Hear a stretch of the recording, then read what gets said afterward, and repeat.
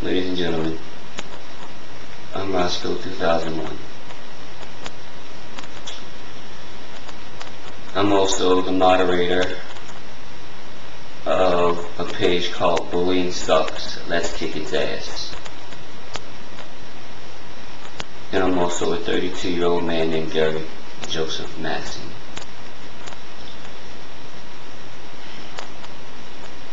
I have a story to tell. A few days ago, a young lady by the name of Todd killed herself. She was 15 years old. She was a victim of bullying.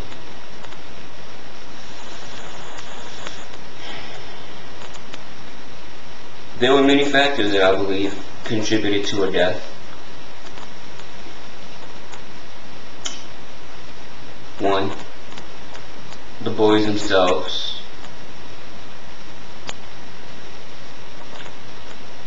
And I asked this question of myself since I found out about what happened. The question that I have is, how the hell can children, teenagers, kids, how can they be so cruel? Where do they learn this from? What is their problem?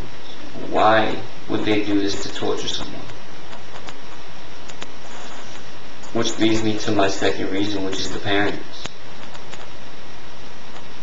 There is no way in hell that I can stand here and believe that the parents didn't know.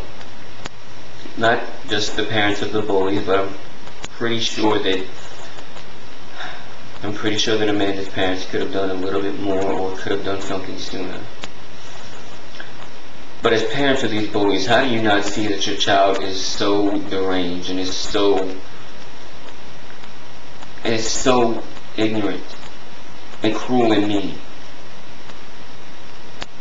You're going to tell me that parents are so disconnected from their children that they cannot hear their children talking to another child about how they're going to torture this young girl? And finally, the school. I blame schools too. Amanda Todd sat alone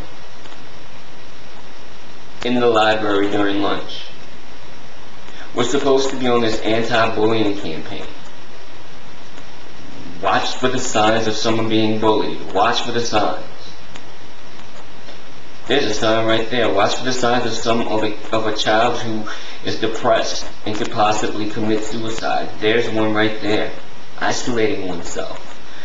This girl at 11 years old was asked to flash her top and she didn't. At 11 years old, and at 12 years old she did, and she was ostracized for it. Some idiot decided to post it all throughout Facebook and gave it to her friends or her schoolmates, because she didn't have any friends after that. She tried to commit suicide once by drinking bleach, and when she got home from the hospital, there were pictures of bleach bottles. And there were pictures saying, "I hope you kill yourself and do it right next time." She hooked up with a guy who had a boyfriend. The guy just made her feel like she was wonderful, which, I mean, coming from somebody like me, who knows? I know damn good and well that if somebody shows me the least bit of interest, I know, as a teenager, if a girl would have shown me, especially if she was a beautiful girl, someone that I thought was gorgeous, she would have shown me the least bit of interest, I would have bitten. I would have taken that date. And she did. They spoke. He must have made her feel like the most beautiful girl in the world. They hooked up. Had sex. Yeah, then a little while later, the girlfriend that he cheated on with her, and 14 or 15 other people walked up to her, and she took an ass whooping. She got beat up, and she left and laid in a ditch until her father came and found her. She turned to drugs, she turned to alcohol. And that wasn't enough. She posted a video on YouTube, and at the end of that video, she asked for help. For God's sake, I wish I would have seen it. Because I sure as hell would have given her my number. I would have given her my number, my email address, my Facebook account, my IMVU account. I would have given her every little bit of information to try to save this girl's life. Of course, we can't blame ourselves, those who've watched the YouTube video and didn't try to help her. We can't blame ourselves because, well, I mean, I watched it after the fact. But those who watched it before the fact, you can't blame yourselves because, I mean, really, what can you do? But post a comment on YouTube. Pray to God she gets it and maybe calls you. Or how many people thought it might have been a joke? How many people thought it might have been a skit? Well, it wasn't a joke and it wasn't a skit. Obviously enough people on YouTube didn't try.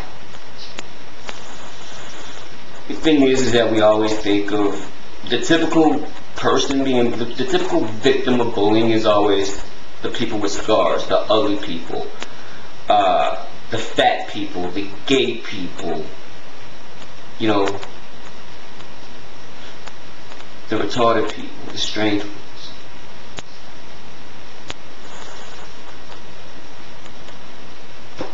But I saw a picture of this girl and my heart sank because I didn't understand. My mind just went. I couldn't get it. I couldn't figure it out. At 15 years old, she looked older than what she was, obviously, which a lot of girls these days are doing. They look older now. But this girl had the most brilliant smile, prettiest eyes, and from what I've heard, she was a very nice person.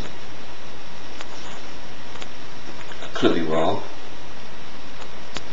But whoever thinks that the most beautiful girls in the world could be bullies, or bullied, bullied. Whoever thinks that these beautiful girls could be bullied? Nobody. Hell, maybe that's why some people didn't pay attention. Because they were thinking, oh my God, this girl is so pretty, who's gonna bully her, really? Well, you know what? This isn't the 60s, 70s, and 80s and 90s anymore. This is not the year where people are being made fun of and laughed at because they have red hair and freckles and being called a ginger. Okay, this is not where people are just sitting there laughing at you because you're tall, too short, not athletic. This generation now, this is a generation where violence has become part of the bullying process. They hit, they curse at, they scream at, they go through vindictive levels, such as getting a guy or a girl to hook up with that person just to hurt them. This has become a serious problem, not just in America, but this Amanda Todd happened in Canada. How many gay teenagers have murdered themselves, have killed themselves because of the fact that somebody was making fun of them and nobody was there to listen? How many? And there are still people making jokes about Amanda Todd putting pictures of bleach up on their Facebook pages or on other Facebook pages, talking about she should have used the right brand the first time. There are people still making jokes about this girl, saying that she was a whore because at 12 years old she flashed her breasts. At 12 years old, do you really understand these things? Really? Amanda Todd was not a whore. She was an innocent 12-year-old who made a mistake. Just like a lot of you made or still make mistakes to this day. I made a few. I made a lot. I was bullied. I was bullied because of my face. Yeah, I was hit, called names, and there was a time in my life, a few times in my life, where I thought I couldn't deal with it and I tried to end it myself. I had the scar on my arm to prove it. You can't sit there and tell me, nobody can sit there and tell me that it's the coward's way out. Suicide is not the coward's way out. suicide, to commit suicide, to me, means that this person has no hope. This person doesn't feel like they're loved anymore. This person feels like they have no one else to turn to. So what's the point? I know because I've felt it.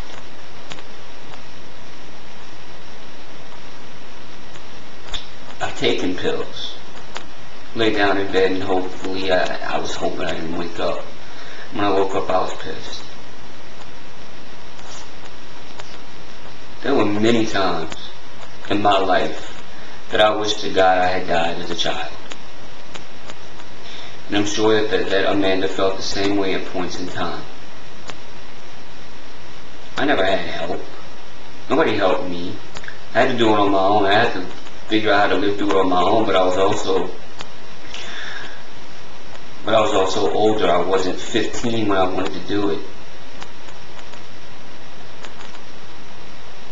Just because she looked older than what she was did not mean that she had the mental capacity to understand what was going on. And that's what people need to see. That children do not have the mental capacity just because they are no longer dependent on their parents as far as fixing their own food, changing their own clothing, and they have a social circle. They have friends. Excuse me, they have a boyfriend, they have a girlfriend, does not mean that they don't cry out for help. That does not mean that they should be taken for granted because they're independent. I don't give a damn how old a person is, whether they're 15, whether they're 30.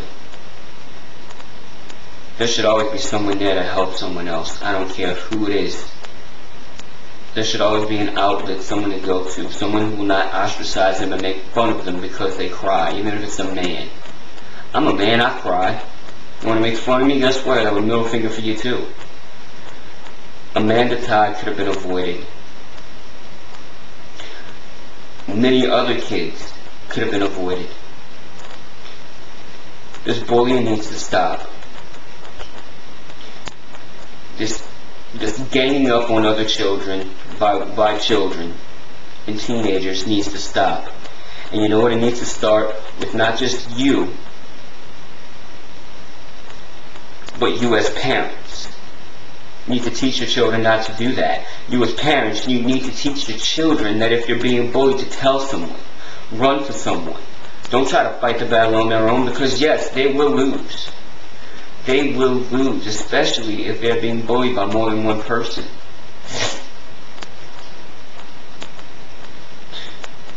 This bullying needs to stop with you, the children who are being bullied. You need to stop being afraid. No one is going to see you as a wimp. And if they do, for going and tell teachers, nobody's going to see you as a wimp. And if they do see you as a wimp, then what the hell kind of friends were they anyways? They're not worth your time. No. You need to go run and tell a teacher. Tell a parent. And you know what? If you have to go to an extreme, call 911. And teachers, you guys need to step up to the plate too. Your jobs are not only to teach children and teach teenagers, but to be observant of the behavior of these children. You are not just you're not supposed to just sit there. I know it's hard to monitor everyone, but my God, you mean to tell me that you're so short-sighted and narrow-minded that you cannot tell that there's a kid who's out there on the playground by his or herself, just sitting there, miserable?